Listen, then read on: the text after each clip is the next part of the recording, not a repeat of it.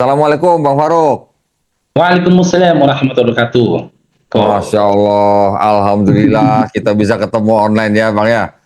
alhamdulillah. Loh, saya kalau nonton di TikTok kenapa ada jenggotnya? Ini jenggotnya kenapa dibuang? Itu efeknya kok, itu efek Oh yang di efek. TikTok. Masya Allah. Bang Faruk tinggalnya di kota Medan, betul? Iya, di kota Medan kok. Oke, boleh boleh ini Bang, apa namanya? Pekerjaannya sekarang apa? Saya security, saya sama Hmm, security di ini apa namanya di apa? di rumah sakit. Oh rumah sakit. Oke. Bang Faruk ini kan masuk Islamnya tahun berapa Bang? Saya syahadat di tahun 2012. Oh, 12 berarti duluan 2 tahun dari saya, malah saya 2014, Bang Faruk 2012. 2012. Wah, berarti Bang Faruk lebih senior dari saya berarti harusnya. Harusnya, Di tapi ilmunya lebih senior Gogo lagi enggak, kan. sama aja sama aja. Bang Faruk Masya dulu Allah. sehari di mana? Di masjid, di masjid. Saya syahadat di rumah, Di rumah siapa? di rumah teman. Oh, yang mensyahadatkan temannya. Enggak, yang mensyahadatkan orang KUA. KUA. Oke. Iya, orang KUA. Orang KUA disyahadatkan di rumah teman. Terus dapat Iya. sertifikatnya berarti. Iya, dapat sertifikatnya. Alhamdulillah. 2012 bulan apa Bang? Ingat. Tanggal 10 bulan 10 2012. Oh, milih tanggal rupanya ya. Enggak milih Oh, kok. enggak. Enggak. Itu pilihan dari teman saya. Oke. Saya pikir Eh, milih tanggal kayak orang ternyata mau sesar. Saya pilih 10 10 sekian gitu. enggak. Enggak ya? Ternyata dia bikin seperti itu supaya saya mudah dapat sertifikat. Oke. Makanya dia undang orang tuanya langsung. Oke. Nah, Dan itu sudah ini. jadi kesepakatan kami. Saya bilang Oh. sama dia, dia kan tahu keluarga saya. Ah. Teman saya muslim, saya bilang kesepakatannya. Tapi ketika aku syahadat, satu Hmm. pun keluargaku atau siapapun jangan ada yang kasih tahu, saya bilang. Oh, jadi waktu syahadat keluarganya nggak ada yang tahu. Nggak ada yang tahu.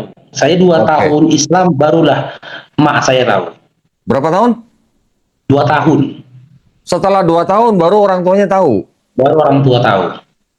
Oke. Nah, sebelum kita cerita tentang keluarga ya, saya pengen dengar dulu nih, Bang Faruk ini kan orang pintar. Masya Bagaimana Allah. ceritanya bisa masuk Islam? Jadi semua itu bermula di waktu tahun 2008-2009 kok. Hmm, Jadi saya dulu bekerja di sebuah instansi hmm, kepolisian. Nah, waktu remaja saya di situ, ya, setelah saya tamat sekolah, saya bekerja di situ. Karena saya tinggal di kota, waktu hmm, itu saya tinggal di kota Medan. Saya kan orang pelosok ini sebenarnya, gitu loh. Saya tinggal di kota hmm, Medan dan saya dari keluarga yang tidak mampu. Tapi alhamdulillah saya dapat pekerjaan yang rezekinya itu lumayan. hmm, Nah, tapi saya tidak bisa bentengi diri saya hmm, dari hiruk pikuknya pergaulan di kota kan. hmm, Nggak usah saya jelaskan lah ya seperti apa. Yang pastinya no drugs, no minuman, no seks bebas gitu hmm, loh. Tapi saya masuk ke tempat itu. hmm, Jadi ada satu momen di tahun 2008 atau 2009. hmm, Ya, saya bukan menceritakan aib ini kok ya. Sebenarnya bukan saya mengingat aib lagi. Jadi suatu ketika saya masuk ke diskotik kok. hmm, Saya masuk ke diskotik jam setengah 3 pagi. hmm, Setelah dari KTV, karaokean, hmm, saya masuk ke diskotik di kota Medan jam setengah 3 pagi. Begitu saya masuk, padahal bukan kali pertama saya masuk ke diskotik itu. hmm. Sudah sering saya masuk ke situ. Begitu saya masuk ke situ, dalam pandangan saya lihat orang di situ, joget-joget di situ seperti bertanduk. Ah, bertanduk. Iya, macam bayangan saya membayangkan mereka itu seperti iblis gitu kok. Waduh, terus, Terus tiba-tiba dalam hati saya ada pemahaman begini, ini kenikmatan yang semu. kebahagiaan yang semu. Hmm. Setelah dari sini, kami yang ada di sini akan kembali Hmm. kepada hidup, penatnya hidup, persoalannya hidup. Udah, tapi nggak masuk kok. Saya Hmm. duduk di kandang ya, di teman-teman di Sekoti Medan tahu tuh, kami sewa kandang, di kandang Hmm. duduk. Tiba-tiba saya berpikir gini, mau sampai kapan saya seperti ini? Hmm. Aku akan menikah. Setelah menikah, aku akan punya anak. Punya Hmm. anak kalau umurku panjang, aku punya cucu. Setelah Hmm. itu aku mati. Nah, Hmm. setelah mati aku kemana? Hmm. Kalau kayak gini ya gaya hidupku ya jelas. Aku akan dibakar dalam neraka. Aku akan disiksa. Saya teringat lagi lah kok dengan masa remaja saya ketika Hmm. sekolah. Saya aktif di gereja. Hmm. Dan dulu waktu saya di kelas SMP, kelas 1 SMA, saya pernah berjanji sama diri saya. Hmm.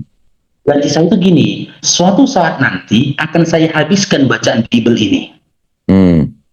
Saya akan baca Bible. Terakhir di jam 3 lewat, saya izin sama kawan-kawan, saya kembali ke Hmm. kos. Hmm. Karena memang sudah buyar, sudah hampas semua sama saya. Saya rindu sama Bible. Oh. Rindu saya sama Bible.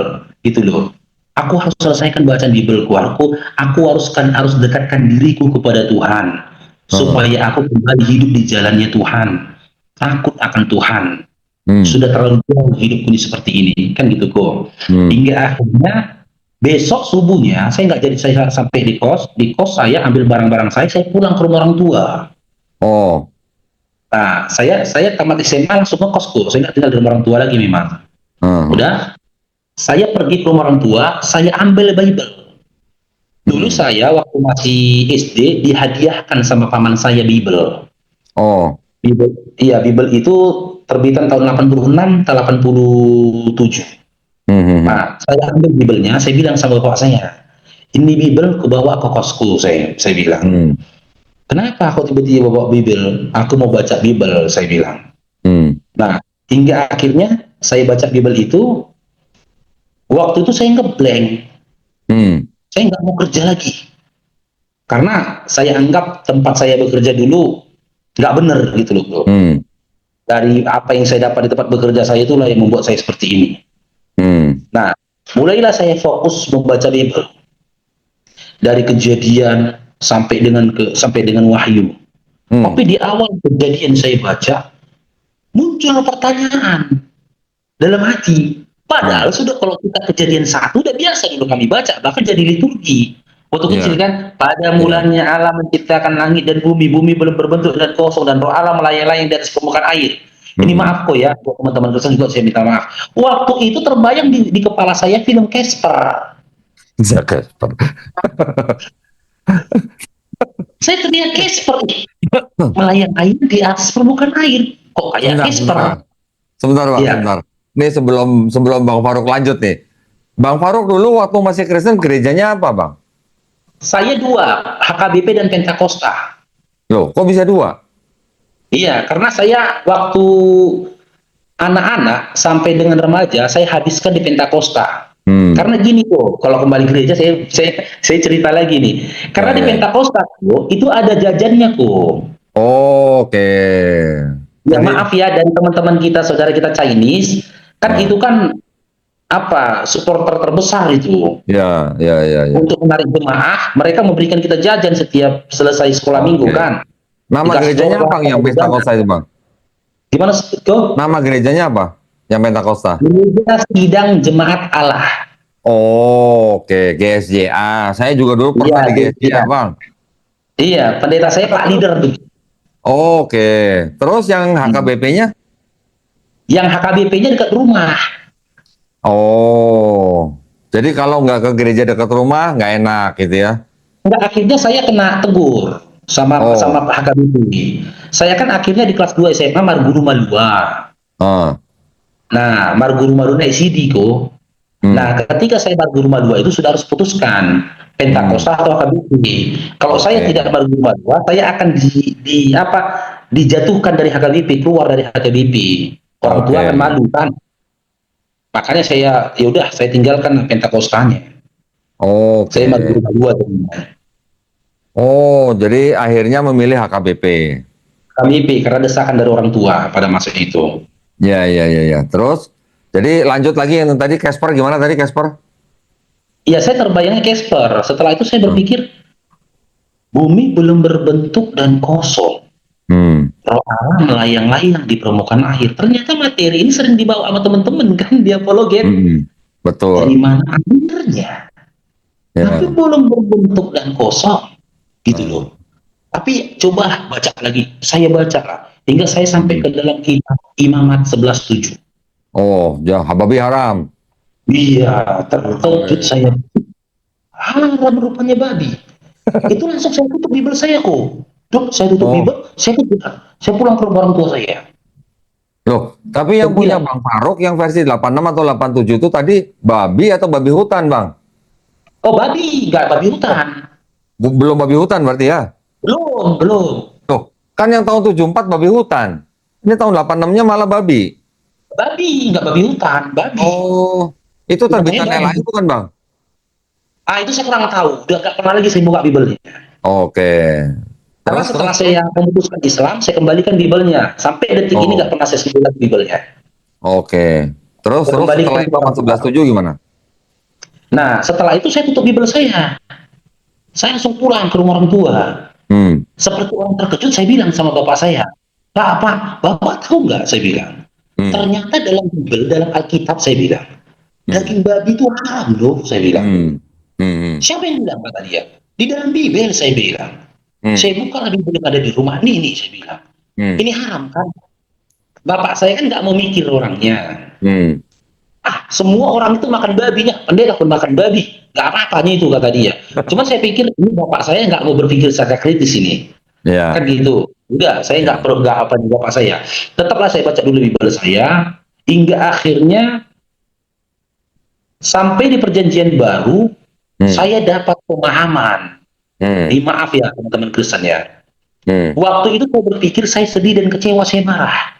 hmm. Ternyata selama ini aku ditipu. Di Ditipu situ apa? saya pemahaman. Ternyata aku ditipu. Yesus bukan Tuhan. Dia Hmm, ada utusan. Kan gitu Yohanes 17 nomor 3. Yohanes ya. 8:42, Yohanes 5:37. Datanya semua utusan-utusan. Gitu loh. Oh, ya. Bahkan dia bertuhan. Betul. Tuhannya Yesus itu adalah Bapa. Hmm, Kalau kita baca Bible itu tanpa doktrin dan dogma, Yesus ya Yesus, Bapa ya Bapa. hmm, Bapa lah yang telah mengutus Yesus yang berhak atas sembah. Bukan hmm, Yesus sendiri yang berhak atas sembah. hmm, Berikutnya apa lagi yang saya pahami di situ kok? Ternyata hmm, peribadatan yang kulakukan di Pentakosta maupun di HKBP itu semua buatan manusia. hmm, Kan gitu. Markus 7 nomor 7 kalau tidak salah. Percuma kau hmm, beribadah kepadaku sementara pengajaran yang kau sampaikan berasal dari manusia. hmm, hmm. Kan gitu kok. Ya. Hingga saya kecewa kan, ini berarti perihal tentang makanan yang diharamkan, Hmm, dibolehkan oleh Paulus. Kan hmm, gitu. hmm, Bahkan berdasarkan mimpinya Yohanes di Pulau Patmos. Semua hmm, itu di dalam kitab Wahyu yang disampaikan oleh yang dituliskan oleh Yohanes kan gitu. Saya teringat dulu saya punya teman SMA aku. hmm, Saya punya teman STM, dia sudah jadi pendeta di hmm, Jakarta. Kan karena dia pendeta, saya berharap dia memiliki pemahaman Bible. hmm, Gitu loh. Saya telepon dia, kami sempat teleponan selama sebulan. hmm. Debat sama dia. Dia Oh, Kristen pendeta, saya Kristen. Tapi dia berpegang kepada doktrin, saya berpegang kepada apa yang tertulis dalam Bible. hmm, Perdebatan saya terakhir itu sama dia, saya bilang gini, tentang pengharaman daging babi. hmm, Kan gitu. Dia katakan dengan matinya Yesus di kayu salib, hmm. itu semua sudah dihapuskan. Ternyata dibawa dulu Efesus 2 nomor 15. Ya, tapi kan Data ajaran dia Paulus kan. itu. Itu kan Nah, saya Paulus. bilang, saya bawakan sama dia di dalam kitab Ulangan. Hmm, Ulangan 33, 4, Ulangan 4, 44. Di hmm. mana hukum Taurat itu diturunkan Tuhan ya Musa kepada Musa untuk Bani Yakub kan gitu. Tuh. Ulangan 4 nomor 44 dikatakan itu hukum Taurat dan ketentuannya itu untuk Musa disampaikannya kepada Bani Israel. Hmm, Pengharap setan nama dia, namanya Herianto. Toh, yang mengharamkan siapa? Saya bilang dalam perjanjian hmm, lama. Tuhan yang mengutus Musa. Yang membatalkan siapa? hmm, Paulus kata dia. hmm. Nah, logika kau, saya bilang. Hmm. Paulus yang manusia membatalkan hukum Tuhan, saya bilang. Hmm. Hmm. Masuk akal nggak, saya bilang. Wewenang siapa gitu ya? Gimana kok? Iya, wewenang siapa gitu Paulus gitu ya? Iya. Ah. Sampai saya berpikir, wewenangnya apa? Belum lagi kalau kita bawa panjang lah tuh perdebatan dia. Sampai ke kami kepada KPR 9 kan. Secerita ketika Paulus itu diangkat menjadi rasul. Saya bantah lagi. Gitu Hmm. loh.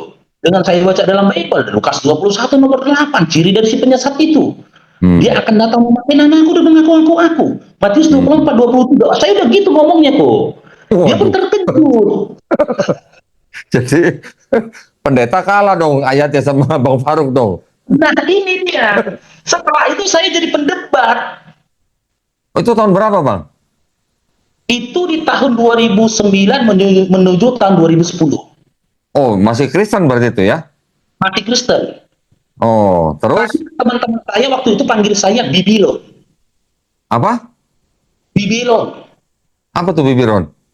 Bibilon itu sikit-sikit cerita Alkitab, sikit-sikit cerita Alkitab gitu. Oh.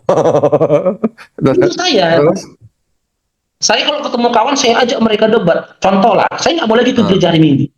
Ah. Separuh saya baca Bible itu saya nggak boleh ke gereja hari Minggu. Hmm. Terus kalau teman pulang gereja hari Minggu, saya bilang sama dia, siapa yang nyuruh kau ke gereja hari Minggu? Saya bilang. Iya. Yesus, kata dia. Saya senyum-senyum. Kau sama kayak aku ditokohi kau dulu saya. Yesus, kata dia. Tidak ada Kapan perintah saya? Yesus ya? Tidak ada perintah Tidak Yesus ada, kan kok. kebaktian hari Minggu kan? Enggak ada. Dia ada, saya bilang. Dari mana Terus? kau tahu? Saya bilang, aku sudah baca Bible sampai selesai. Itu 2 kali kok dari Kejadian sampai Wahyu saya selesai bacanya. Hmm. Yang kedua kali ini kenapa saya ulang lagi baca? Nanti saya sampaikan sama Koko. Kenapa saya ulang baca lagi? Ah. Udah, terakhir teman saya itu udah nggak mau debat lagi sama saya. Ah. Ya, dia bilang saya ini dikuasai iblis. Terus? Nah, di keluarga pun saya dikatakan dikuasai iblis. Hmm. Sampai pernah saya dibawa sama bapak saya ke dukun. Hah? Ke dukun saya dibawa Diapain? tuh. Orang Mau Kristen kok diobati. Karena saya berdebat aja tentang Kristen ini. Saya udah bantah Kristen itu tadi gitu loh. Iya, iya, iya. Jadi mereka Kenapa nggak anggap dibawa saya ini pendeta? dikuasai iblis. Kenapa nggak dibawa Ya, ke Bang. pendeta, Bang Faruk? Oh, ke pendeta saya pernah Oh, berdebat sama pendetanya. terus? Nanti ke pendetanya saya cerita lagi ini. Ini kisahnya itu waktu baru dua kelas 1 SMA. Jadi Ya, ya. hingga akhirnya tidak ada lagi lah orang yang mau berbicara sama saya tentang Bible. Hmm. Terus saya berpikir, siapa Yesus menurut Yesus? Hmm. Siapa Yesus menurut Bapak? Coba ya. Saya masih ada juga doktrin Yesus Tuhan itu kok. Hmm. Udah selesai pun masih datang juga itu doktrin itu tadi, Tuhan itu. Karena saya berpikir gini, kalau dari pandangan manusia yang paling mengenal Yesus itu adalah ibunya yang melahirkan dia. Kan gitu. Hingga saya balik lagi bacaan saya dari Matius. Siapa Yesus menurut Maria yang melahirkannya? Ternyata Maria tidak pernah menuhankan Yesus. Tidak pernah beribadah kepada Yesus. Bahkan dia memperlakukan Yesus sebagaimana seorang ibu mencari anaknya, memperlakukan anaknya. Markus 3 kan, kisah di mana Maria mencari Yesus ketika hilang di bait Allah. Loh, Maria saja tidak menuhankan Yesus. Maria saja tidak beribadah pada Yesus. Fix, dia ini bukan Tuhan. Ini bukan Tuhan, tapi Tuhan itu adalah Bapa yang mengutus Yesus, gitu loh. Tapi di tahun 2010 akhir, saya hidup udah makan gak makan kok. Hah? Makan nggak makan? Iya, di 2011. Karena saya pengangguran. Oh, saya pikir. Tabungan saya udah habis. Oke, oke. Terus? Nah, jadi saya putuskan saya untuk mencari kerja. Kan gitu. Saya tinggalkanlah Bible itu tadi, terlupakan saya ini kok tentang pemahaman mencari Tuhan ini tadi. Terombang-ambing lagi kembali saya dalam tempo 2 tahun. Hingga yang akhirnya kerja itu, yang kerja itu. Iya, hingga akhirnya di tahun 2011 akhir saya mau menemui teman mau cari kerja bangunan. Nah, saya temui dia, mau minta kerjaan sama dia, kerja bangunan. Karena dia udah kerja bangunan, kan. teman saya ini Muslim. Hmm. Nah, saya datang ke tempat dia bulan Ramadan. Oke. Nah, di bulan Ramadan, pas waktu saya sampai ke kosnya, itu adzan maghrib berkumandang. Itu 2012. 2011 akhir. Oh 11 Ramadan. Iya, Ramadan. Di Terus? 2011 itu pokoknya, saya ingat itu. Udah, Terus? tiba-tiba ketika saya lihat saudara-saudara Muslim, Hmm. ini kan kos-kosan itu dekat sawahku. Hmm. Ada ibu yang jalan dari sawah-sawah, dari belakang rumah. Saya tiba-tiba berpikir, ih, Hmm. orang ini kok dengan seruan azan ini aja berbondong-bondong mereka ini Hmm. ke masjid ini. Saya Hmm. ingat kata-kata Yesus. Jika hidup keagamaanmu tidak melebihi ahli Torah dan orang Farisi, maka kau tidak akan sampai kepada kerajaan Allah. Hmm. Melebihi ahli Torah dan orang-orang Farisi. Hmm. Tiba-tiba saya berpikir, coba aku cari tahu tentang Islam ini. Hmm. Apa sih Islam ini? Jangan-jangan kembali lagi bayangan tadi Tuhan itu kok. Hmm. Jangan-jangan Bapak yang telah mengutus Yesus ini adanya di Islam. Hmm. Kalau di Kristen itu tidak ada. Ngobrol lah sama teman saya. Saya waktu itu kenapa bisa begitu lama memperhatikan? Saya baru tahu kan bulan puasa itu teman Muslim buka puasa. Makanya lama dia keluarnya. Gitu Oh. loh. Terus? Lama dia keluarnya. Tempat lama saya nunggu di luarnya. Ngobrol lah saya sama dia. Udah. Setelah itu saya udah apa? Gimana ya? Udah linglung lah, udah nggak sore lagi cerita. Pikiran saya itu warnet. Warnet. Saya udah kepingin ke warnet. Saya punya uang waktu itu ingat sekali saya Rp5.000. Saya punya uang di kantong Rp5.000. Setengah 10 malam saya pulang, gitu loh. Saya pulang sama dia dari dia, tapi saya nggak ke rumah. Saya ke warnet. Saya bayar warnet 1 jam 3.500. 1.500-nya itu saya gunakan beli minuman. Nah, saya ketiklah pertama kok di Google-nya itu apa itu Islam, muncul mengucapkan 2 kalimat syahadat.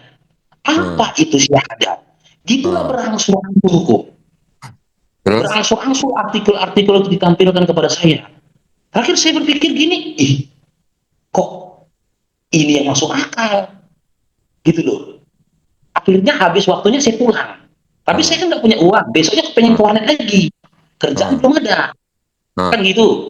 Kerjalah saya bangunan, dapat saya gaji, kan gitu. Di hari malam minggunya saya ke warnet. Sampai jam 2 jam 3 pagi.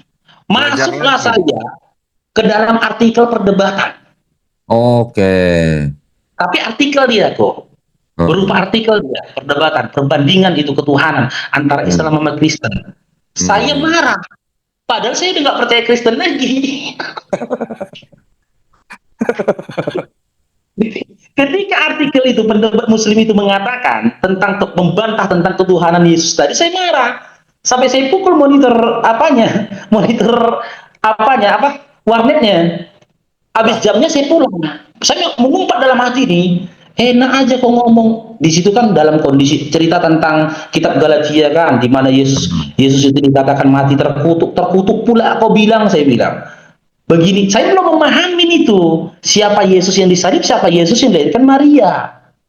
Saya belum dapat pembedahan tentang itu, kan gitu. Hingga akhirnya. Tapi kan sebelumnya Bang Farouk mendebat orang Kristen, sekarang mendengar argumen orang Islam, kenapa marah? Itulah kok saya sadarin gini kok, ternyata untuk menghancurkan dogma itu tidak mudah kok. Tidak mudah. Menghancurkan dogma itu tidak mudah, apalagi saya lahir dari keluarga Batak kan. Gitu loh. Apa itu tadi harap Allah itu tadi lebih tinggi bagi saya. Hingga akhirnya bolak-balik saya baca, saya putuskan Islam yang benar. Ketika ketemu sama orang, saya bilang saya Islam. 2012 awal itu.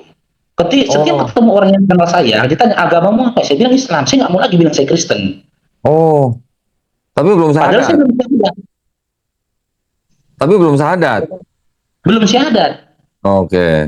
Hingga akhirnya saya ketemu sama orang tua di tempat saya kerja. Waktu itu kerja bangunan. Dia tanya sama saya. Waktu itu saya ngambil air minum. Kamu agama apa? Islam Pak. Saya bilang. Loh. Tapi kau orang Batak. Iya, saya bilang. Kau mualaf, kata dia. Diam saya. Hmm. Apa mualaf? Kau masuk Islam, kata dia. Iya Pak, saya masuk Islam. Oh, Kapan? Baru seminggu yang lalu, saya bilang. oh, Kau udah bisa apa? Kau bisa sholat? Enggak. Kau hmm, bisa wudhu? Enggak. Jadi kau nggak bisa apa? Nggak bisa apa-apa. Terakhir dia bilang, oh kalau gitu kau belajar dulu, kata dia. hmm, Nanti kalau aku ketemu samamu, saya kasih kau buku-buku kecil, kau hmm, baca. Setiap ketemu saya dikasih saya 2 buku, 3 buku, kan gitu. hmm, Saya baca-baca bukunya. Hingga hmm, ternyata buku yang dikasih itu kan sejarah para nabi, cerita anak kecil hmm. kok, Sirah buku Nabawi. anak kecil kok. Heeh. Hingga akhirnya dia memberikan entah niat dia ngasih atau tidak, tak terselip Hmm. buku itu. Dia kasih saya juz amma. Oke, Nah, ya, kan ya. gitu. Saya Terus, tengok, oh seperti ini huruf Quran. Saya baca terjemahannya dalam surah Al-Ikhlas. oke. Qul huwallahu ahad. Katakanlah, Allah itu Esa. Lam, Allah samad, Allah tempat bergantung, tempat meminta. Hmm, Lam hmm, yalid wa lam yulad. Itu yang hmm. masuk ke pikiran saya. Tidak beranak dan tidak diperanakkan. Benar Oh, kayak di pikiran saya. oh. Tidak beranak, tidak diperanakkan. Saya kembali lagi ke pengkajian saya waktu itu. Ketika Maria melahirkan Yesus yang adalah Tuhannya, berarti yang telah menjadikan Maria hamil adalah anaknya.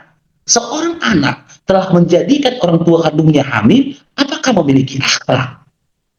Kan hancur kan peradaban itu berpikirnya. Tapi ketika Tuhan itu tidak beranak dan tidak diperanakkan, Hmm, ini lebih nyaman lagi buat akalku menerima. hmm, hmm, Karena apa? Ketika dia Tuhan itu tidak beranak dan tidak diperanakkan, maka segala kehinaan dan juga keterbatasan dari manusia itu tadi mustahil bagi Tuhan. hmm, Tidak mungkin ada pada diri Tuhan. hmm, Terus saya baca lanjutnya, walam yakul lahu kufuwan ahad. Tiada yang hmm, setara dengan dia. Tiada yang hmm, sebanding dengan dia. Nah ini pas. Ini pas Masya saya bilang. Allah. Ini baru cocok. Tiada yang setara dengan dia. Kalau ada yang setara sama dia, nanti sosok yang setara sama dia ini akan memberontak dia. Hmm, Dia nggak akan mampu mempertahankan ketuhanannya. Gak hmm, mustahil. Jadi bagaimana dengan nasib alam semesta? Kan Masya gitu. Allah. Tapi waktu itu kok saya nggak langsung syahadat tuh. Saya Belum. pikirkan bagaimana nanti respon orang tua saya. Hmm, Bagaimana respon keluarga saya. Saya bayangkan mama saya. Saya hmm. bandel-bandel sayang mama. Oh, bandel-bandel sih sayang mama Oke. gitu. Saya Jadi kalau khawatirnya orang nanti orang mama tua sakit. semuanya HKBP semua ya. Semua HKBP. Berapa saudara Bang Faruk? 5 bersaudara. Nomor berapa Bang? Saya nomor 3. Nomor 3. Terus akhirnya setelah dikasih buku-buku itu, Bang Faruk sudah baca, terus berapa lama sampai syahadat? Itu 2011 akhir, syahadatnya itu berkisar 9 bulan juga itu kok. 9 bulan, dari Ramadan bulan tahun 2011. Saya gini, terguncangnya itu itulah gangguan setan juga kok ya. Di Hmm. bulan 7. Cuman saya mau syahadat takut kok. Takutnya apa? Takutnya bagaimana nanti orang tuaku gitu loh Orang kok. tua. Oke. Bagaimana mamaku nanti? Nanti kalau mamaku tahu, takutnya dia sakit-sakitan bahkan meninggal. Hmm. Itu yang saya bayangkan. Kalau keluarga yang lain saya nggak peduli. Hmm. Yang saya khawatirkan itu mama saya aja dulu gitu loh. Terus? Hingga akhirnya saya terpikir gini. Saya baca ini dari buku artikel di Islam tentang kemahakuasaannya Allah itu tadi. Hmm. Jangankan hidup orang tuaku. Hmm. Hidupku aja pun itu dalam genggamannya Allah. Hmm. Kalau memang Allah berkehendak meninggal, ya meninggal. Jangan orang tua walaupun meninggal, pikir saya. Yaudah, aku syahadat. Saya telepon teman saya. Bro, saya bilang. Apa kata dia? Aku mau syahadat, saya bilang. Dia bilang, serius kau? Kok kalau, kan saya suka bercanda kok dulu berkawan. Kalau masalah lain kau bercanda, nama asli saya disebutkan ya kan, nggak masalah. Tapi kalau udah tentang agama, aku hantam kau katanya. Nggak peduli aku, hantam-hantaman pun kita jadi. Kata dia, serius aku bilang. Aku mau syahadat, saya bilang. Apa persyaratannya? Nanti aku kabarin, ya kata dia. Ya, besoknya nggak dikabarinya. Loh, Bang Faruk waktu ngomong sama sahabatnya mau syahadat itu bulan apa? Bulan Oktober? Udah di bulan 10 ya, bulan Oktober. Bulan 10 berarti. Sebelum Iya, tanggal sudah 10 di bulan berarti ya. 10. Iya. Oh, Hingga terus? akhirnya dialah yang kabari, saya telepon lagi dia, gimana bro? Saya bilang, apa Hmm. persyaratannya? Pakai baju hitam putih, Hmm. bawa KTP. Oke. Baju hitam putih, dari mana pula aku dapat baju hitam putih lagi? Ternyata kan, itulah teman saya kan, yang memang ternyata kan nggak harus gitu sih kok kan. Iya, iya. Tapi persyaratan yang dikasih dia pakai baju hitam putih. Nggak disuruh mandi besar dulu ya? Nggak ada. Inilah, oh Oh, ikan kasih kalau cerita, akan saya cerita. saya dulu datang ke pesantren mau syahadat, Hmm. sama ustadznya disuruh pulang dulu. Pak Doni pulang Hmm. dulu. Besok pagi sebelum subuh mandi besar, niatnya Nggak begini. ada. Nanti setelah subuh Nggak ada. baru datang lagi, baru saya syahadatin. Gitu katanya. Nggak ada. Saya Nah nggak ya. ada. Oke, Nggak ada. terus? Hmm. Setelah itu, kapan saya datang? Saya bilang. Hmm. Habis maghrib, kata dia. Habis maghrib jam Oke. berapa? Jam-jam setengah 7 kok udah sampai sini, kata dia. Saya bilang, tapi janji kok ya, saya bilang. Jangan ada yang tahu keislamanku, saya bilang. Hmm. Hmm. Masuk orang tuaku. Kalau mereka tahu, berarti dari kau. Cuman Hmm. kau lah yang tahu aku syahadat, aku bilang. Hmm. Yang lain gak ada yang tahu, berarti dari kau. Ya, ku hantam kau, saya bilang. Iya, insya Allah nggak akan kasih tahu. Syahadat lah saya di situ kok. Siap syahadat pulang. Ah. Saya nggak dapat bimbingan apapun. Itu Bang Faruk waktu syahadat 10 Oktober 2012 usia berapa Bang? Usia 29 tahun. 29. Hmm. Belum menikah berarti ya? Usia 27, 27, 27 tahun itu. 27 itu belum menikah. Belum menikah. Sudah sunat belum? Belum, inilah ceritanya lagi tuh. Inilah cerita sunatnya lagi kok. Terus? Saya memang ditanya kan, Nah. kamu udah sunat? Saya bohong, saya bilang udah. Oh, terus? Tapi kok, ya, ketika saya baca kitab perjanjian lama, waktu itu saya udah kepengen sunat. Hmm. Bukan karena saya mau Islam, saya memang kepengen sunat gitu loh. Hmm. Tapi saya nggak punya uang, Hmm. kan gitu. Dan si yang ustadz yang syahadatkan saya ini pun percaya saja, saya udah sunat gitu loh. Tapi Hmm. setelah saya syahadat udah pulang, habis berlalu begitu saja. Hmm. Nah, jadi saya berupaya mencari-cari sendiri ilmu tentang Islam ini tadi. Hmm. Udah ketemu lagi lah saya sama bapak itu yang kasih saya buku. Hmm. Saya bilang, saya tanya sama dia, Pak, saya bilang, Hmm. apa kata dia? Kalau Muslim, Pak, kalau nggak sunat, boleh nggak sholat? Hmm. Udah besar nggak orangnya? Udah balik nggak? Kata dia. Apa itu balik, Pak? Udah dewasa nggak anaknya? Kalau sudah Puber. apa? Nggak boleh, kata dia. Oh, terus? Dia bilang nggak boleh, kan gitu. Ternyata dia pun Hmm. minim informasi, ilmu juga kan. Waduh, Hmm. nggak sunat, nggak sholat lah saya ini. Hingga akhirnya sampai saya menikah dan saya punya anak satu pun kok, Ah. saya belum sunat, saya belum sholat. Oh, astaga. Menikah usia berapa, Bang? Usia 29 tahun. Jadi 2 tahun pertama masuk Islam belum sholat, belum sunat. Saya nggak sampai 2 tahun itu kok. Nggak sampai 2 tahun. Sampai menikah. Iya, masih ada namanya menikah nggak sampai 2 tahun itu, nggak begitu Oh, lama oke. lah setahun gitu. Berarti sampai punya anak pun belum sholat, belum sunat. Belum. Loh, menikahnya dengan perempuan Muslim. Gimana? Waktu menikah dengan perempuan Muslim. Perempuan Muslim. Lah, terus perempuan Muslimnya nggak protes itu, kamu belum sunat Nah, gitu. inilah tuh ceritanya tuh. Jadi saya masuklah kerja satpam. Hah? Gaji saya pertama kali satpam itu waktu itu 1 juta rupiah. Hmm. Untuk hidup sehari-hari aja nggak cukup.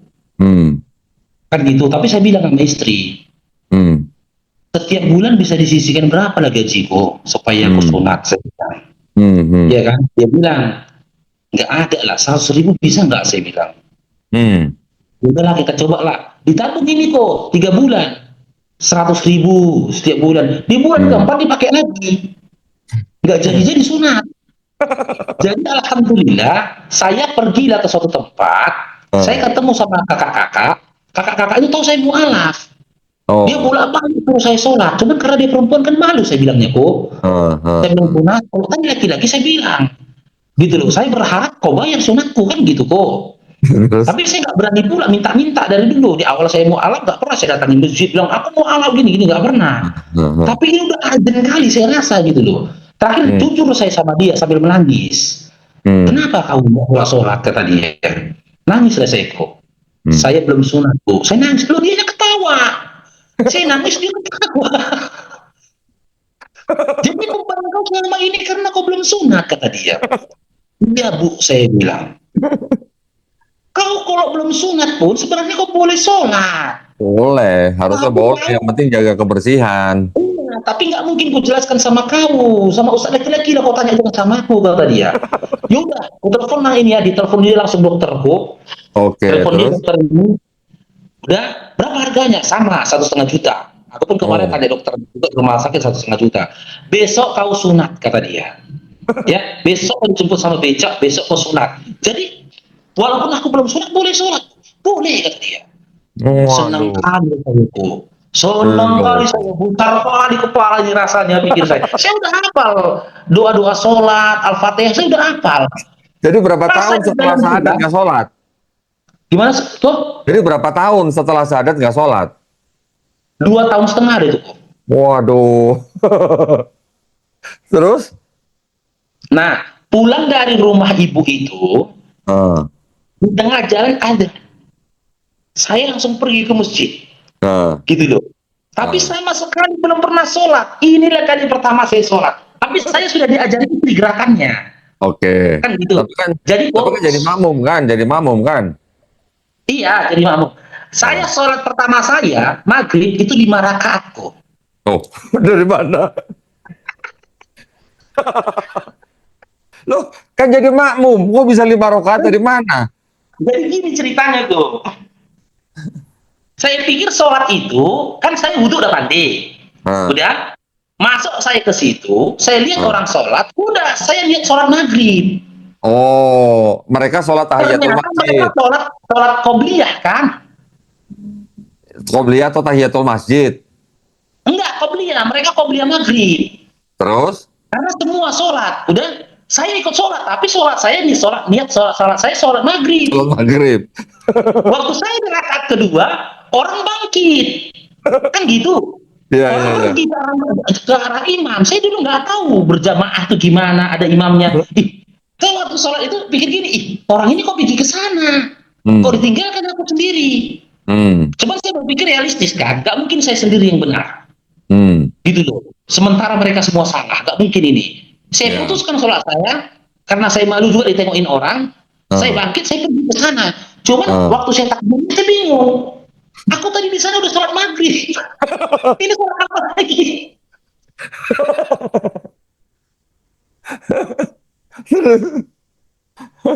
Sholat maghrib lagi saya kok.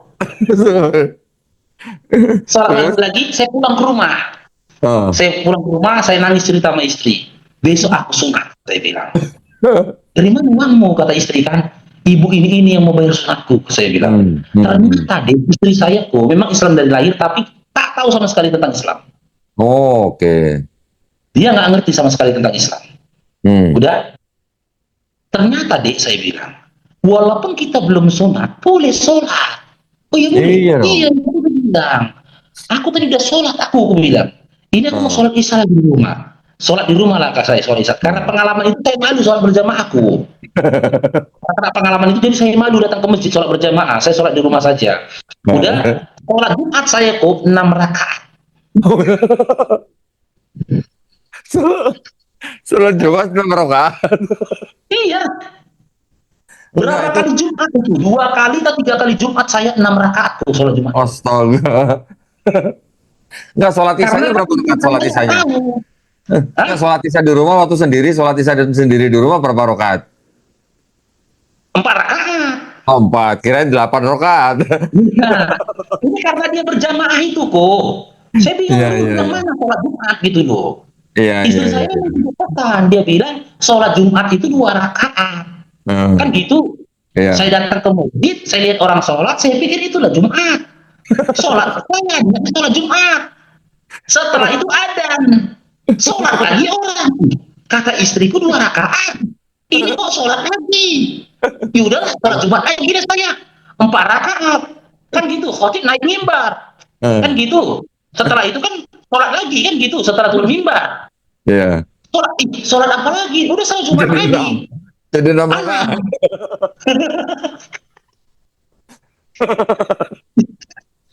Jadi saya bilang lama istri pulang, Dek kok salah? Sholat Jumat itu 6 rakaat, saya bilang. Dua. 2 loh, kata dia. Kan 6, saya bilang. Berita gimana bisa 6? Kan kau bilang, kalau ada orang sholat, kau sholat. Hmm. Aku datang ke situ sholat, orang aku sholat. Setelah itu kau pulang. Enggak. Kan kau bilang nggak boleh pulang, sebelum semua pulang. Habis itu orang sholat lagi. Iya. Habis itu Pak Ustadznya itu naik ke mimbar. Nah. Turun sholat lagi, saya bilang. Berapa rakaat? 6, kata dia. 6 kan, saya bilang. Hingga akhirnya perdebatan sama istri, dibilang istri, udahlah kau tanya aja lah sama orang itu, jangan maju, dah tahu, kata dia. Ya, ya. Bertanya lah aku sama teman, jujurlah aku sama temanku satu kerjaan. Aku nggak tahu yang mana Jumat. Akhirnya kami pergi sholat Jumat sama dia bersamaan, dikasih tahu dia waktu ini, itulah Jumat yang datang kita itu tahiyatul masjid. Yang selanjutnya itu qobliyah, kata dia. Nah, yang ketiga kali itulah Jumat, kata dia. Nah, waktu itu saya dengar Ustadz itu ngomong gini tuh. Dengan ilmu Allah kau kenal, dengan ilmu Allah kau sembah, atas Ustadznya. Di situ saya terpukul, gitu loh kok. Oh iya juga. Aku mendapatkan mengenal Islam ini dengan ilmu. Gitu loh. Setelah aku masuk ke dalam Islam, berarti aku harus berilmu. Noise nggak ini kok? Hujan di sini kok? Nggak. Oke, suaranya oke. Iya, bentar kok ya. Aman. Sholat Jumat 6 rakaat. Ya, Terus? Lanjut bang. ini jelas soalnya kok. Jelas, suaranya aman. Nah, hingga akhirnya saya pulang ke rumah, saya bilang sama istri, Dek, aku dengar Ustadz tadi di Jumat ceramah bilang, dengan ilmu Allah kau kenal, dengan ilmu Allah kau sembah. Aku ini harus belajar, saya bilang. Tiba-tiba istri saya merenung. Diam dia, nunduk dia. Kenapa? Saya bilang. Kau pikir belajar nggak pakai uang, kata dia. Oh, belajar pakai uang, saya bilang. Ya iyalah. Dari mana uang kita nanti, kata dia. Ya sudahlah, mau gimana lagi kan, saya pun tahu batas kemampuan kan. Kondisi pun kemarin itu pas-pasan, bahkan makan tak makan kan, di awal ke Islam dulu. Hingga, jujur tuh ya, di awal saya syahadat itu, yang membuat saya itu tidak masuk akal itu, kenapa kita harus berselawat kepada Nabi? Terus? Nah, kenapa harus berselawat kepada Nabi? Apa sih kelebihan dari Nabi Muhammad SAW itu dibandingkan dengan Yesus ketika dia adalah seorang Nabi? Gitu loh. Cuman dulu kok, keinginan saya itu, saya bawa dalam doa. Oke. Saya berdoa kepada Allah, ya Allah ya Tuhanku, perkenalkanlah aku pada sosok atau sesuatu yang bisa mengenalkan aku kepada Nabi Muhammad SAW. Oke. Hingga akhirnya waktu saya pulang kerja, saya lihat ada perpustakaan. Nama perpustakaannya Islami. Kan gitu. Tulisannya di bawahnya gratis. Terus? Nah, karena gratis itu saya tertarik. Saya pergi ke perpustakaan itu, begitu saya langkahkan kaki masuk ke perpustakaan itu, saya lihat buku yang memang saya cari. Mengenal sang junjungan Nabi Muhammad SAW, backgroundnya warna putih, bukunya besar, tebal. Oke. Ini dia bukunya. Saya pikir, saya langsung ambil bukunya, ternyata saya tertarik lagi dengan buku yang lain. Saya ambil dua. Tiba-tiba ada tulisan, saya baca tulisan di dindingnya. Tidak boleh dibawa pulang. Oh iya, Wah, perpustakaannya. buku tebal ini mana bisa habis baca di sini.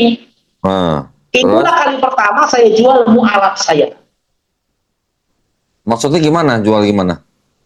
Karena gini, saya yakin percaya kalau saya bilang saya mu'alaf, pasti dikasih abang ini nih, buku ini bawa saya pulang. Saya bawa pulang. Oh.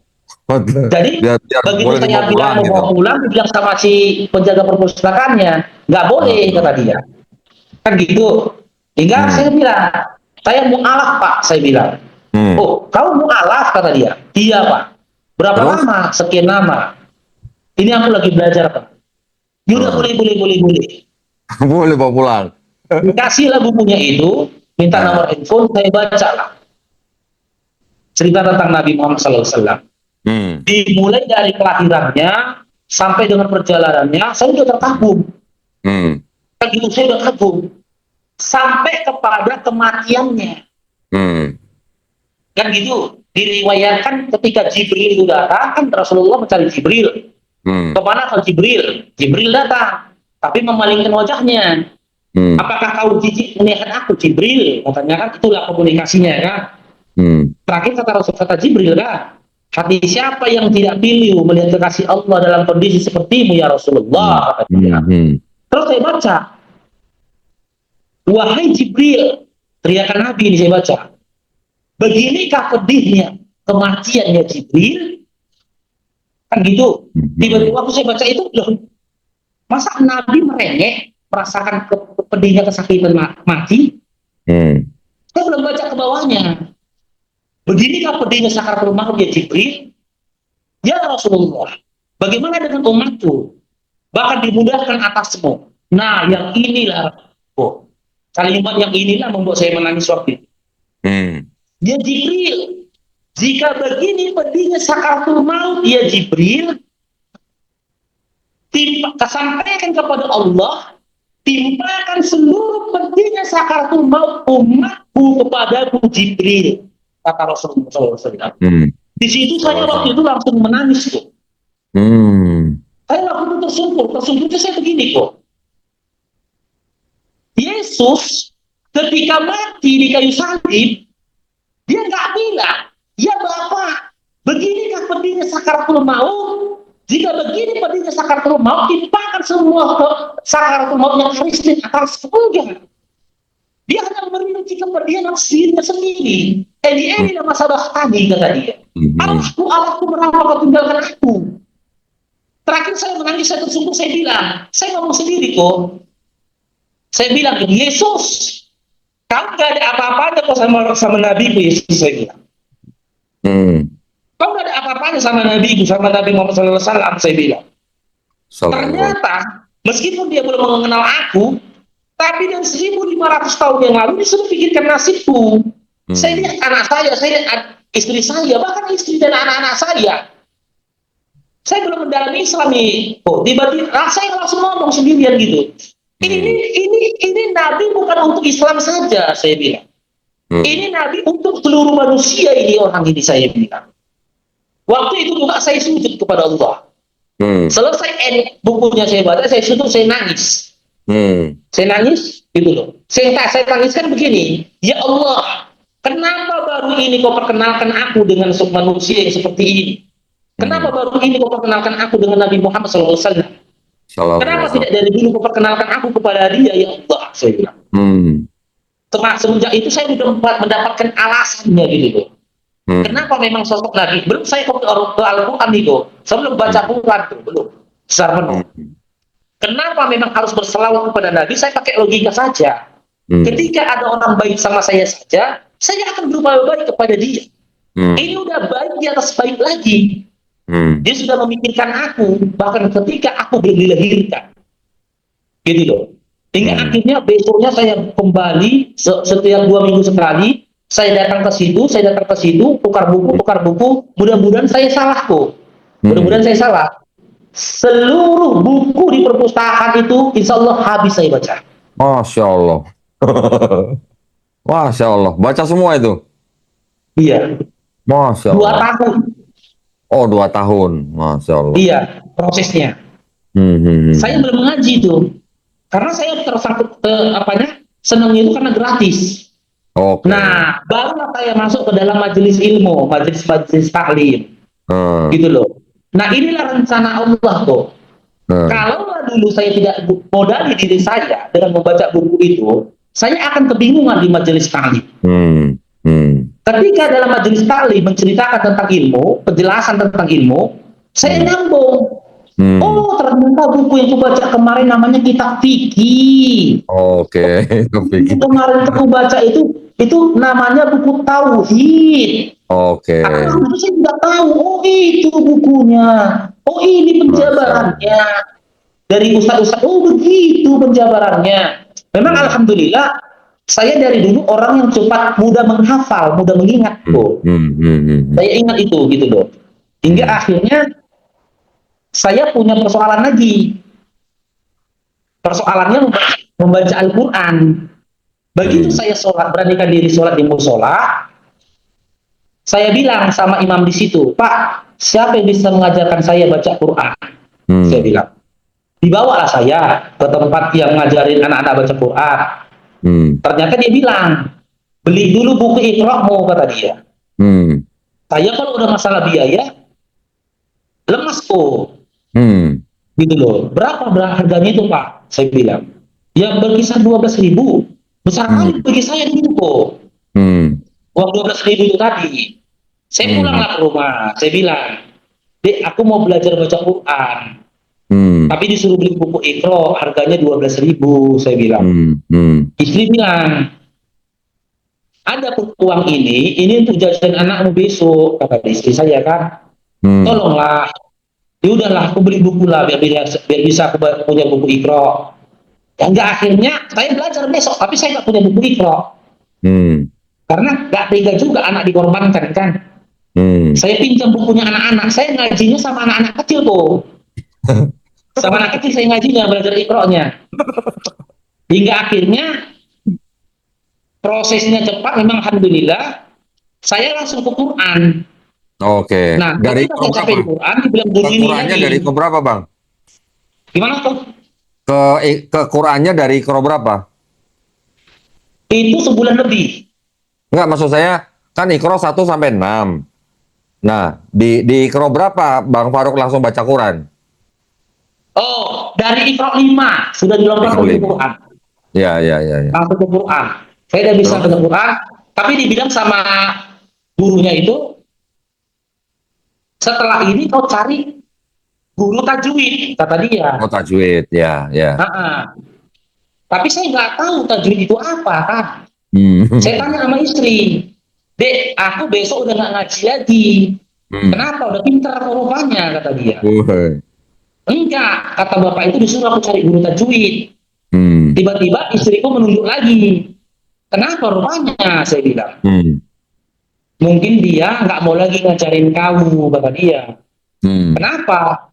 Ya istri itu merasa mungkin karena kurang uang bulanannya kok. Waktu itu aku kasih dia sebulan 65.000. Tapi itulah kemampuannya aku kan. Hingga akhirnya aku bilang, kau tahu si tajwid? Saya bilang, nggak tahu. Saya pikir dulu tajwid ini nama orang kok. Nama orang. Saya berdoa kepada Allah, saya minta sama Allah, ya Allah ya Tuhanku, kenalkanlah aku kepada seperti buku itu tadi doa saya lagi. Kenalkanlah aku kepada seseorang yang bisa mengenalkan aku kepada si tajwid. Saya bilang, saya nggak tahu apa itu tajwid kan gitu. Hingga akhirnya sebulan kemudian, ya ada bapak-bapak mendatangi saya waktu wudhu ke masjid besar. Dia bilang, kau katanya mu'alaf ya? Iya. Kau tahu tajwid? Gak tahu Pak, inilah aku cari dia. Saya bilang. Apa? Maksudmu apa, kata dia? Saya cari dia itu. Saya cari si tajwid memang, saya bilang.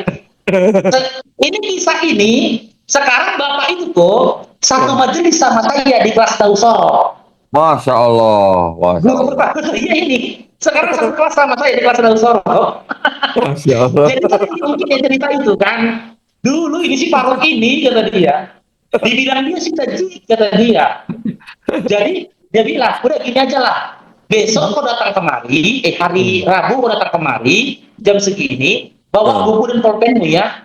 Nanti mau kenalkan pun kau, kata bapak itu kan. Iya Pak, iya. Dikenalkan ke tajwid gitu ya. Iya, saya pikir gitu. Pulang saya itu dari sholat kok, 100 meter dari rumah saya udah teriak-teriak. Dek, aku udah ada yang mau kenalkan aku masih tajwid, saya bilang. Iya, iya. Tertanya istri, bayar nggak? Nggak ada, bilang bapak itu bayar. Saya bilang, ya udahlah coba lah pergi kau, kata dia. Udah, belajar lah saya di situ sama anak. Hmm. Oh, ternyata tajwid ini ilmu memperbaiki bacaan Baca Quran. Quran. Oh, tentang ini, oh ini tajwid, sistem, gitu loh. Sistem cara membaca. Jadi malulah saya tuh kan. Akhirnya bapak itu sibuk. Cuman sebulan saya diajarinnya.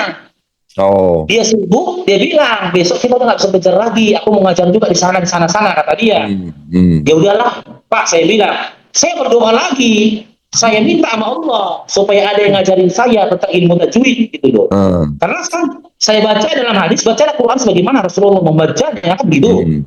Berarti ini tuntunan gitu loh. Hmm. Hingga akhirnya Allah jawab juga doa saya. Saya diajak kawan lagi ke tempat yang lebih jauh lagi memang dari rumah. Oh.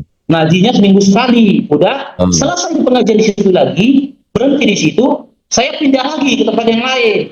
Hingga akhirnya guru pertama saya ini sekarang, guru tajwid saya pertama ini kok satu majelis sama saya, sama-sama murid belajar Oh. kepada guru tahsin. Oh gitu. Ketemu kami di satu majelis. Dia lihat saya kan, dia bilang sama guru kami kan, ini guru murid saya dulu ini, kata dia. Iya Pak, katanya iya. Ya. Jadi saya bukan memuji diri kok kan, Hmm. karena setelah saya belajar, bahkan sekarang guru pertama saya tajwid itu dia yang tanya saya tentang tajwid. Kadang Ada ceritanya. Bisa gitu ya. jadi Cuman gini, Bang Faruk, ini kalau sudah sampai tajwid, udah nahu sorof ini udah terlalu jauh lah. Saya pengen mundur sedikit nih. Dulu ketika iya, sunat gimana? Ada masalah sunat? gimana Ustaz? Waktu Itu sunat gimana sunat? Ada masalah? sunat. Ah, Masalah sunat tadi. ah, Nah, sunat tadi kan besoknya saya pergi nih, ah. kan gitu. Memang inilah bentuk pertolongannya Allah ini. Hmm. Beban saya ini ketika mau sunat besok, siapalah tukang becak yang bawa saya sunat? Hmm. Kan malu saya, Bu. Ada Siapa? rasa malu juga nih sama tukang becaknya nanti gitu. Oke, terus? Ya, cuman saya berdoa lagi kepada Allah. Tolong aku ya Allah, saya bilang sama Allah kan. Jangan sampai aku merasakan malu. Terakhir datang tukang becaknya jemput saya ke rumah, kan gitu. Saya dibawa sama istri pergi ke tukang becak, pergi ke tempat sunatnya. Udah, waktu saya disunat di dalam, istri saya ngobrol sama tukang becaknya. Oh. Ternyata tukang becak ini teman SMA saya kok. Orang Kristen, orang Kristen. Islam. Oh, Islam. Oke. Itu dia heran. Makanya dia nggak percaya itu saya karena Ah. saya pakai lobe, saya Islam. Oke, terus? Gitu loh. Ditanya aja sama istri saya. Itu laki kakak namanya si Fulan kan? Iya. Dulu dia sekolah di sini kan? Iya. Dia laki itu, kata dia. Itu teman sekolahku, kata dia. Jadi saya mau sejak sunat ini kok kan? Kan pakai sarung itu kangkang. Tahu lah tukang becak ini yang sunat balu lagi ini. Begitu mau keluar ketawa dia. Ih, betul ketawa dia pikir saya kan. Dipukulnya saya. Kau si Fulan kau kan sedih. Kau kenal kawan ini? Aku si Yetno, kata dia. Yetno mana? Kawan sekolah kau, kata dia. Oh kamu no. Jadi bercanda lah kami di becak itu. Gak malu lagi lah. Jadi di becak itu kami bercanda lah. Jadi mencairlah suasana. Jadi mudah Allah. Bisa begitu tukang becaknya sampai tukang becaknya diutus Allah itu teman sekolahku. Masya Allah. Allah tahu malunya diriku gitu loh. Sampai sekarang segitu Pak juga itu sangat temanku yang tukang becak itu. Teman SMA yang ngantar aku sunat itu. Oke, itu sunat. Terus tadi Bang Faruk bilang selama 2 tahun Bang Faruk tidak bilang ke mamanya kalau udah masuk Islam. Gimana kok? Bang Faruk tadi bilang kan 2 tahun tidak cerita sama orang tua sudah masuk Islam. Iya. Terus Jadi akhirnya gini, gimana? saya ceritanya setelah anak saya lahir, Oh, loh, waktu nikah orang tua datang. nggak tahu, Hah? Waktu nggak nikah. tahu. Terus itu berarti Bang Yang Faruk udah tahu keluar dari rumah, udah sebenarnya keluar yang dari rumah. tahu adik perempuan saya. Oh, enggak waktu Saya menikah nikah, udah keluar dari rumah ya berarti ya. saya udah keluar dari rumah. Memang saya dari tamat SMA kok, saya nggak tinggal di rumah lagi. Hmm. Saya malu dulu, tamat sekolah, malu makan dari orang tua masih malu. Saya malu. Hmm. Saya nggak mau, laki-laki itu harus keluar gitu loh. Ah, ah. Terus Tapi ngasih begitu tahu saya ke orang menikah, tua saya setelah bilang sama punya adik anak. saya, ya kok, Waktu ngasih tahu ke orang tua setelah punya anak. saya langsung yang bilang sama adik saya, kasih tahu ke mama, anakku sudah Ah, lahir, ceritakanlah kepada dia ah. bahwasanya aku sebenarnya Islam, saya bilang. Oh, Itu pun jadi tuntutan dari mertua. oke. Iya, mertua yang nuntut. Udah kasih tahu Nah, lah orang tuamu, kata dia. Udah gak betul lagi nih, kau udah punya anak, katanya gitu. hmm. Itu saya kasih tahu. Iya, ribut lah kok. Ribut, dipanggil pulang, Ribut. suruh ke rumah nggak? Iya, datang ke situ, ke tempat mertuaku. Iya, Hmm. udah nampak lah marahnya mereka itu, kecewanya mereka itu. Cuman Ah. saya udah terima konsekuensinya apapun itu gitu loh. Tapi Hmm. setelah itu saya nggak ke rumah lagi. Saya disuruh datang ke rumah, saya nggak mau datang ke rumah. Oh, Masih takut juga kan. Hingga terus? akhirnya perlahan-lahan mencair, saya barulah datang ke rumah gitu loh. Hmm. Waktu datang ke rumah sudah baik-baik saja. Ya sebenarnya gini kok, keluarga ini kan di depan saya baik-baiknya. Hmm. Ya, di belakang kita tetap juga nggak akan terima. Oke. Tapi sekarang gimana sekarang? Masih? Masih. Sampai sekarang? Iya. Oke. Papa mama masih Jadi ada kok, dulu. saya syahadat tanggal 10 bulan 10 2012. Hmm. Ketika saya syahadat itu, saya takutkan mama saya, adegan mama saya tahu, takutnya mama saya meninggal. Hmm. Mama saya meninggalnya tanggal 10 bulan 10 tahun 2 tahun yang lalu, Oh, 2023. oh sudah meninggal mamanya. Udah meninggal 2 tahun yang lalu. Oke. Tanggalnya sama sama tanggal saya syahadat. Dengan tanggal syahadat. Oh. Bapaknya masih ada atau udah meninggal? Iya, bulannya pun sama Papa? sama bulan saya syahadat. Enggak, papa masih ada, papa. Gimana kok? Papanya. Ah, Ayah masih ada, ayah. ada, masih ada. Oke. Sekarang dengan ayah juga masih hambar. Iya, kalau sekarang ya saya yang berupaya memperbaiki hubungan. Oke. Kalau Oke. dari ayahnya, ayah saya tuh cuek-cuek aja. Hmm. Nah, oke. Berarti dengan orang tua masih belum belum baik lah ya. Artinya ya mungkin hanya basa-basi aja gitu ya. Ya, gitulah. Oke. Nah, terus kita ini kan tahu nih, Bang Faruk ini kan sekarang ngetop nih di TikTok nih. Hmm. Ceritanya gimana itu kok bisa bisa ke TikTok gitu, bisa berdebat-berdebat gitu? Nah, jadi ceritanya tuh gini kok. 3 tahun yang lalu, saya Hmm. ditelepon sama Hmm. istri teman saya. Dia kan tahu historikal saya. Dia bilang, Faruk, kata dia, nama asli saya bilangnya, aku Hmm. kirim kau nih video. Coba kau nilai video ini. Benar Hmm. nggak yang dibilang orang ini, kata dia. Video Hmm. apa, Kak? Udah kau terima aja lah, kata dia. Iya, Hmm. saya bilang. Ternyata yang dia kirim itu videonya Unirifa. Oh, Riva, ya. Ya, ya, Nah, ya. dia kirim sama saya video Unirifa ketika Unirifa debat. Hmm. Unirifa menceritakan isi Bible. Hmm. Teman saya tanya, udah kau tonton videonya? Udah, saya bilang. Benar kata kata ustazah itu, kata dia. Benar. Memang begitu isi Bible. Iya, saya bilang. Hmm. Cuman saya Loh. pikir dulu Unirifa mualaf. Oh, enggak yang nanya, yang ngirim videonya Riva tadi siapa? Teman, istri teman. Muslim. Dia Muslim. Oke, terus. Nah, jadi karena dia tahu cerita saya, Hmm. terus dia bilang, Faruk, kau punya aplikasi TikTok, kata dia. Hmm. Enggak. Karena dulu saya pikir TikTok itu nggak beres, kok. Oke. Enggak, saya bilang, kau download lah, kata dia. Saya bilang, enggak lah. Itu banyak maksiat di situ, saya bilang. Enggak loh, di TikTok itu ada saudara muslim kita debat melawan orang-orang Kristen, kata dia. Bantu saudara muslim kita di situ. Kau kan pernah cerita, katanya, bahwasanya kau dapat hidayah itu karena kau membaca Bible. Downloadlah, katanya, gabung kau di situ, katanya gitu. Iyalah, saya bilang, cuma iyanya saya itu supaya jangan berdebat aja sama dia. Oke. Cuman saya tetap tidak mau, tak percaya saya TikTok itu seperti itu. Takutnya saya ngeliat maksiat waktu itu kan.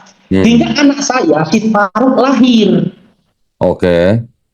Nah, lahir anak ketiga saya, si Faruk, ya, sebulan usianya dia itu, saya berpikir gini, apa lah yang ku buat untuk anak aku ini, si Faruk ini. Tiba-tiba saya teringat download TikTok. Nah, saya download lah TikTok di tempat saya kerja ini. Saya download TikTok, saya bikin namanya Bang Faruk Sianipar. Tapi saya tidak masuk langsung ke forum debat. Belum ditunjukkan sama saya scroll debat. Hingga akhirnya saya lihat room debat pertama kali Tuan Raja Dolar. Raja siapa? Room Tuan Raja Dolar. Oh, terus? Nah, ada namanya room Tuan Raja Dolar. Saya lihat, ini debat, pikir saya. Allah. Terus? Jadi saya nonton, tapi saya ikut debat. Oh. Saya ngomong-ngomong sendiri gitu loh. Hingga akhirnya gimana caranya ini? Biar aku ikut masuk ke dalam ini gitu loh. Aku membela imanku juga. Aku bisa counter ini. Si Bible itu kan begini. Cuma saya nggak tahu kan. Terus saya masuk ke roomnya ZCC. Disitulah Bang Zulfikar. Ya. Nah, saya pertama kali masuk formal di tempat dia. Mereka tanya, saya bilang saya mu'alaf. Dia tanya, kenapa mu'alaf? Saya ceritakan gitu loh. Cuman saya nggak pernah dapat kesempatan debat di situ. Oh. Iya, karena pendatang baru kan dianggapkan. Terakhir saya masuk ke tempat room Raja Dolar, Bang Raja Dolar, Bang Serat. Dia sering buka room tapi tidur. Oh. Gitu loh. Saya udah ada di atas, dia tidur. Tiba-tiba naik Kristen. Pendeta pula. Gitu loh. Nggak ada lawan dia kan. Saya lawan dia. Oh. Gitu loh. Debatlah kami waktu itu cerita tentang perpuluhan. Oh. Nah, saya lawan dia, tiba-tiba penontonnya naik. Tapi orang di bawah, si Faruk bisa berdebat kan? Si Faruk bisa berdebat. Terakhir pendetanya mati kutu. Kan gitu. Terbangunlah Bang Syera kan? Kabur pendetanya. Terakhir teman-teman yang nonton itu cerita ke Bang Syera. Tadi itu si Faruk itu debat dia sama pendeta katanya. Nah setelah itu teman-teman itu mulai mengikuti saya. Ketika tapi saya belum buka formal debatku. Karena waktu itu saya masih ambigu. Saya masih takut apa yang saya lakukan ini salah di hadapan Allah, gitu loh. Teman-teman Kristen udah nyerang saya ini, berupaya untuk memurtadkan saya. Datang misionaris itu memberikan ayat-ayat Bible, isi Bible. Sementara saya pun aku tahu ini, mengarahkan aku tahu ini. Hingga akhirnya kemana laku ini cerita? Saya temui guru saya. Nah, saya datangi guru saya ceritakan sama dia, Ustaz, aku punya persoalan, saya bilang. Apa persoalanmu? Kata guru saya. Saya di media sosial TikTok, saya bilang. Saya diganggu sama teman-teman Kristen, ditantang berdebat. Nabi Muhammad SAW difitnah, dikatakan begini. Al-Quran itu dipelintir sama mereka, saya bilang. Terus bilang Ustaz saya, kau pernah cerita ke aku, Islam kau itu karena kau membaca Bible. Iya Ustaz. Memang benar itu, kau tahu setidaknya isi Bible mereka. Iya Ustaz, saya bilang. Dibilang Ustaz saya, ya lawan mereka sampai tidak ada lagi fitnah terhadap agama Allah ini setidaknya di tempat media sosialmu. Kata Ustaz saya, semana kata saya, udah dapat izin dari guru kan? Iya. Lawan mereka, kata dia. Baru saya buka komal. Nah, buka komal, banyak dulu teman-teman Kristen yang datang kan ngelawan. Mulai saya berdebat ke mereka. Tahun berapa tuh? Setelah dapat izin dari guru. Tahun berapa tuh Bang? Tahun 2022 berarti? Iya, 2022, 2023 gitu lah Pak. Tahun itu. Masya Allah. Sekarang udah jadi ini ya, jadi apa orang sudah pada tahu nama Faruk Sianipar ya? Iya, alhamdulillah. Waduh, Masya Allah. Nah, jadi ya alhamdulillah saya senang sekali juga saya melihat Bang Faruk di di TikTok ya. berdebat dengan mereka, ya alhamdulillah Bang Faruk ini berdebatnya dengan apa cara yang baik gitu ya. Artinya kita yang penting tidak boleh menghina sesembahan orang lain. Kita harus menggunakan dalil dari kitab mereka sendiri. Itu aja kan sebenarnya. Dan kita berdebat itu tujuannya adalah untuk mengajak mereka apa? Berpikir gitu Bang ya. Iya. Alhamdulillah. Selama berdebat ada pengalaman menarik Bang? Pengalaman menarik pernah saya diancam. Oh, sama? Jadi yang ngancam saya ini, nantang saya ini sebenarnya dia suaminya tetangga ayah saya. Oke. Nah, jadi pendek apa singkat ceritanya, Allah ketemu saya sama dia. Oke, terus? Nah, ketemu sama dia, saya pelototin dia, saya berharap jadi main sama dia. Hmm. Ternyata dia nggak berani tuh. Oke. Cuman di kolom komentar aja, paling itulah pengalaman menariknya. Oke, ya. Yang paling baik sebenarnya kalau berdebat sih sebenarnya yang paling baik tatap muka ya, kalau bisa ya. Iya, betul. Kalau tatap muka ini kan orang tidak bisa main asal menista, menghina dan segala macam. Iya, betul. Dan juga kalau tatap muka kita bisa langsung buka-bukaan kitab gitu. Iya. Nah, Itu yang setuju. apa namanya dari yayasan memang tidak mengizinkan saya untuk berdebat di TikTok. Karena apa? Karena kita modelnya nih harus ilmiah. Ilmiah itu artinya harus ada dokumen yang bisa diperlihatkan gitu. Kalau cuman bicara-bicara aja itu kurang ilmiah. Tapi ya alhamdulillah ada Bang Faruk, ada Bang Zuma, ada Unirifa, ada teman-teman yang lain, Nandar, Kores dan sebagainya yang memang menghadang para penista agama Islam di TikTok gitu ya. Alhamdulillah Bang Faruk sekarang berarti apa namanya sudah menjadi apologet gitu ya, Masya Allah ya. Cuman bedanya kalau di TikTok kalau sedang berdebat pakai jenggot gitu ya. Iya. Alhamdulillah. Bang Faruk ada rencana apa gitu dalam waktu dekat gitu? Ya, insya Allah dalam waktu dekat ini saya akan mendirikan pondok pesantren gratis Masya Allah. Masya Allah. Di mana itu Bang? di Medan. Masya Allah. Bersama apa? Dengan lembaga atau yayasan apa? Tidak, saya pribadi. Masya Allah. Jadi gini kok, saya akui ya sama teman-teman ya. Hmm. Ada keberkahan yang saya dapat ketika saya debat di TikTok ini dari supportnya teman-teman. Hmm. Sudah berjalan 2 tahun lebih semenjak saya main TikTok ini. Ketika saya dapat begitu, saya punya TPA kok. Oke. Ya, jadi di TPA itu ada tujuh pendidik, ada 7 guru Guru. yang ngajar bahasa Inggris sama anak bahasa Arab. Baru ada apa ngajar Iqra, tilawah Quran, sama tahsin, termasuk belajar Nahu Sorok. Masya Allah. Itu di TPA-nya saya.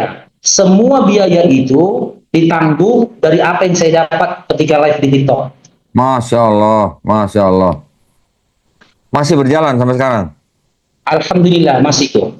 Masya Allah. Dan wallahi saya tidak pernah minta donasi kepada siapapun. Saya berserah diri aja kepada Allah.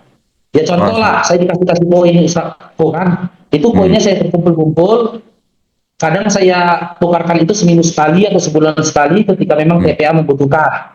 Jadi Ustadz yang ngajar saya Nausorok ini menawarkan ke saya, ada satu rumah di daerah Medan, itu tanah dan gedungnya itu diwakafkan.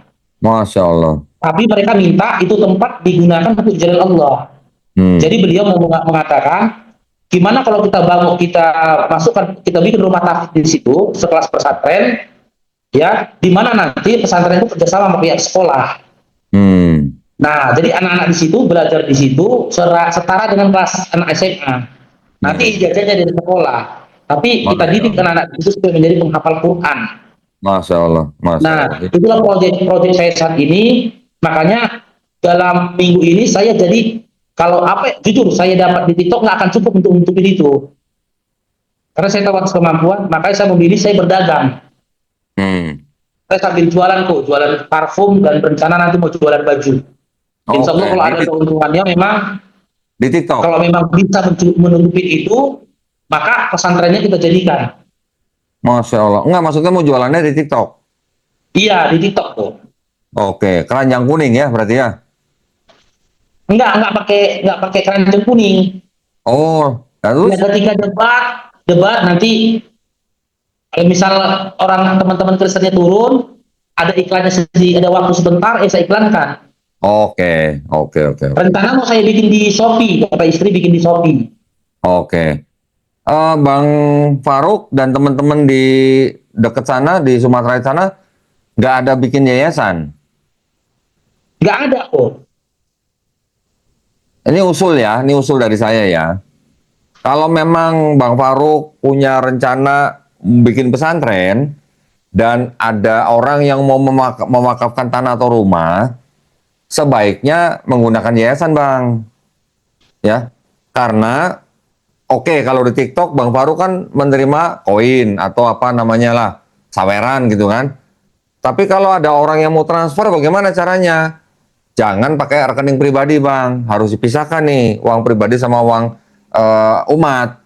Jadi saran saya, cari coba notaris di sana, tanya untuk membuat akta yayasan. Nah, yayasan ini nanti yang bisa menampung orang yang mau berdonasi, yang bisa digunakan untuk kegiatan keagamaan, Bang. Ini saran saya ya, saran aja. Tapi saya nggak punya pengetahuan ke situ, Bu. Ngobrol saja, ngobrol sama teman-teman yang lain, ngobrol. Yang tahu tentang yayasan.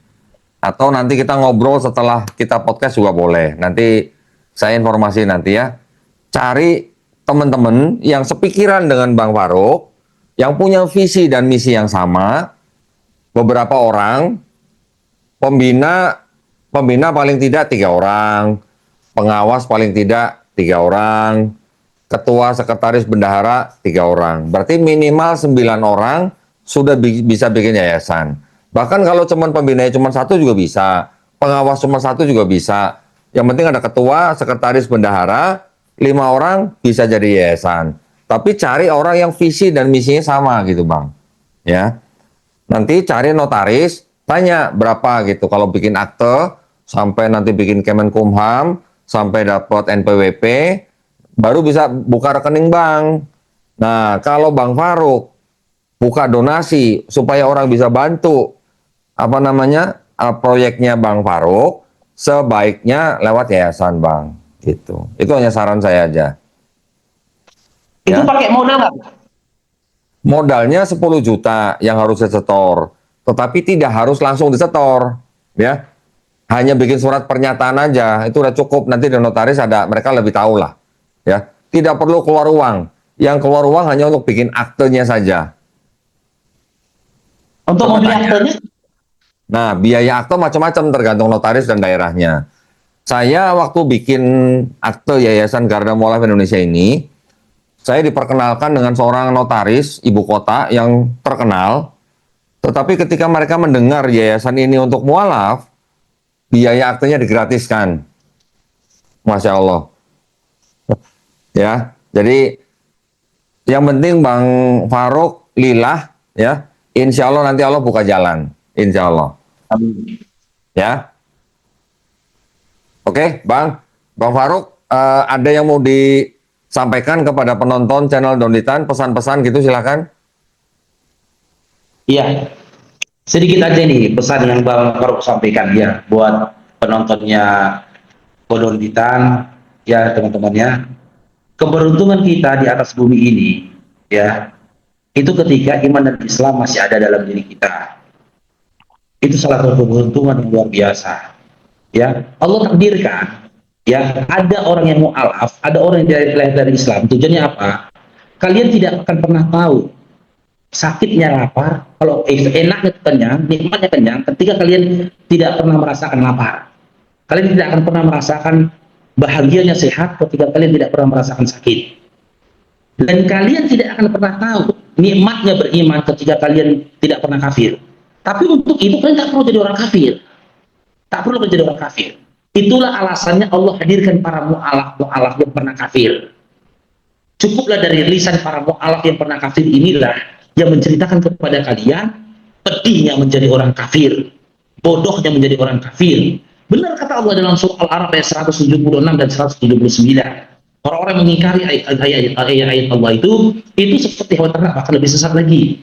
Mereka yang memalingkan diri dari Al-Quran, itu mereka seperti kuku atau seperti anjing. Dan rasa itu pernah kami lalui dan kami bisa menceritakan kepada kalian. Dan insya Allah dengan itu, ya, dengan itu keimanan teman-teman itu semakin meningkat. Kan gitu, semakin terjaga keimanan saudara-saudara sekalian. Dan yang terakhir ini saya sampaikan, ya, Islam ini adalah ajaran seluruh para nabi. Betul. Ketika umat Islam menyerukan tentang Islam dan juga syariatnya, ya, menyerukan untuk bertuhan kepada Allah yang Esa. Seruan ini juga pernah dilontarkan oleh Musa. Seruan ini juga pernah dikatakan oleh Zakaria, Yahya, dan seluruh para nabi. Maka tak heran dalam surah Al-Baqarah ayat 132, sesungguhnya Ibrahim telah mewasiatkan kepada Ishak dan juga Yakub, ya, dan juga anak keturunannya. Apa wasiat yang disampaikan itu? Jangan kau mati kecuali dalam keadaan muslim. Musa dan seluruh para nabi selalu mewasiatkan jangan mati kecuali dalam keadaan muslim. Sementara ketika dulu saya Kristen, saya tidak dapatkan satu ayat pun di mana Yesus berkata jangan kau mati kecuali dalam keadaan Kristen. Bahkan Paulus tidak pernah mewasiatkan jangan kau mati kecuali dalam keadaan Kristen.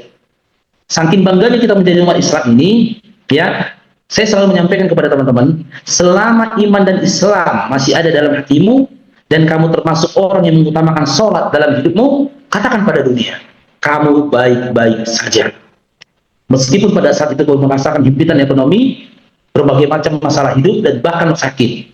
Saya pernah punya pengalaman ini, Ko. Ini lupa terceritakan sama Koko. Jadi di awal saya dulu, Ko, di awal keislaman saya, di awal saya menikah dulu, saya kena penyakit, Ko. Penyakit apa? Saya nggak tahu sakitnya apa. Hingga akhirnya saya dioperasi. Saya kencingnya berdarah. Oh. Nah, jadi dicurigai saya gagal ginjal. Oh. Tapi di ginjal saya normal.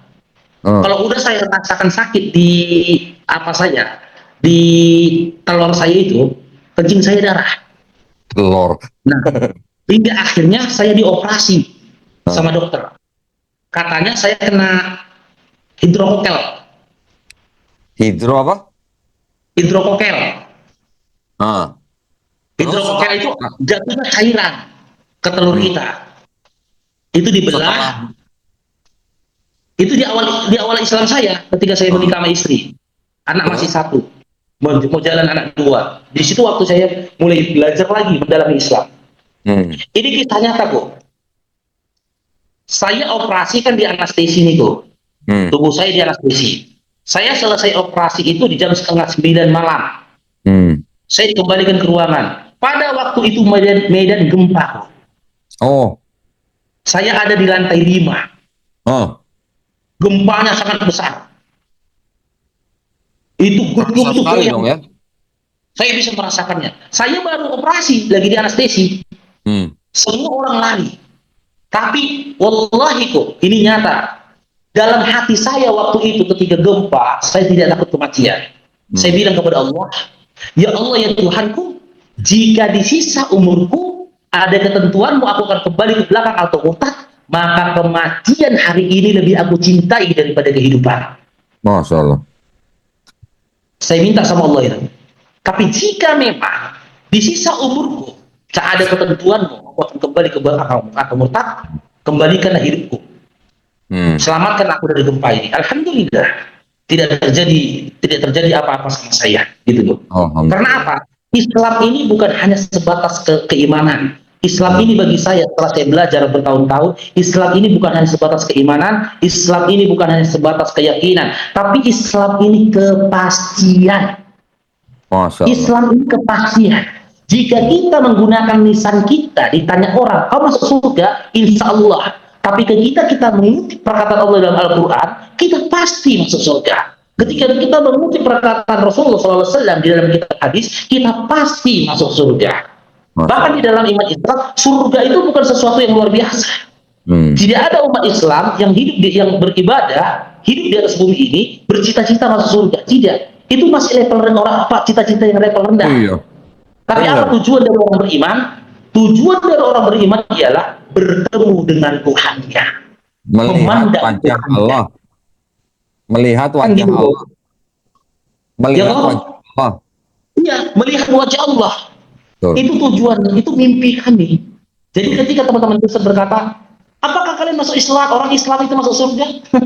itu itu pertanyaan yang menggelitik bagi kami. Cemen ya, Surga cemen itu ya. Itu harapan cemen kami. ya. Iya, pertanyaan cemen.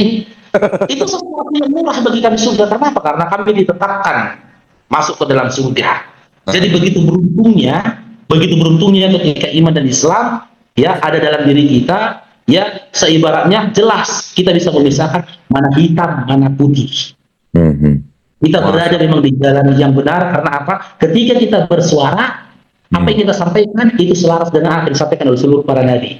Kita berdiri Masya bersama seluruh para nabi. Dan orang-orang yang mengingkari kita, sejatinya dia telah mengingkari seruan dari seluruh para nabi. Begitu Masya tuh. Allah. Ya, Masya Allah, Masya Allah. Keren nih, Bang Faruk ya. Udah kayak Ustadz ini Masya Allah nih. Ustadz Masya Faruk Allah. harusnya nih. Oh, iya. Nah, tapi ngomong-ngomong sekarang sholat Jumatnya udah 2 rakaat kan ya, bukan 6 rakaat lagi ya. Insya Allah. Insya Allah. Alhamdulillah. Terima kasih banyak Bang Faruk, Masya Allah. Makasih banyak tuh. Ini 1 jam setengah, iya 1 jam setengah ya. Wah, Alhamdulillah. Mudah-mudahan obrolan kita pada malam hari ini bisa memberikan banyak manfaat buat saudara-saudara kita ya, yang Muslim ya. Nih. Mudah-mudahan semuanya kita dilindungi dan dirahmati Allah ya.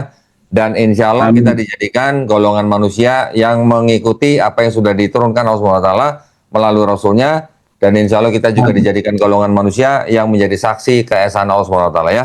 Terima kasih banyak Amin. Bang Faruk. Kita ketemu lagi insya Allah di lain waktu. Kita pamit ya. Wabillahi taufiq wal hidayah. Wassalamualaikum warahmatullahi wabarakatuh. Waalaikumsalam warahmatullahi wabarakatuh. Allah masuk. Masya Allah.